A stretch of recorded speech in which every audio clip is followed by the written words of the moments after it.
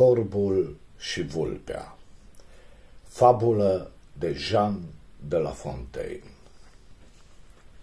Maestrul corb pe-o creangă mulțumit zăbovea, în plisc cu o gustoasă rotundă cașcavea. Adulmecând, jupânul vulpoi de-mbietoarea mireasmă adus, îi ținu de sub copacul înalt, pe loc, acest discurs. Bună ziua, maestre! Ce bine arătați! Ce frumos împăreți! Ce elegant vă purtați! Dacă, fără să vă mint, graiul ar fi la fel de minunat ca straiul, ați fi, pe drept cuvânt și de bună seamă, în aceste mândre păduri, cea mai de vază persoană.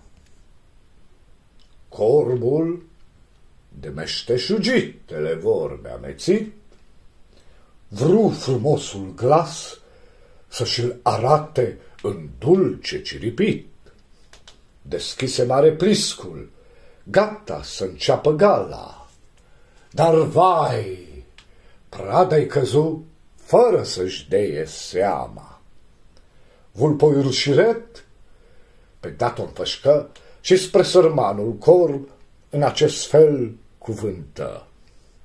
Dragul meu domn, înțelept e să înveți fără îndoială că toți cei lingușitori trăiesc fără pic de sfială din naivitatea celor de fală doritori.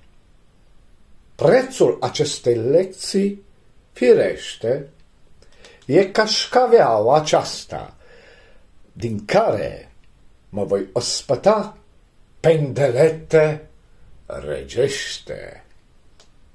Corbul, rușinat și încă nedumerit, jură că de acum înainte nu se va mai lăsa păcălit.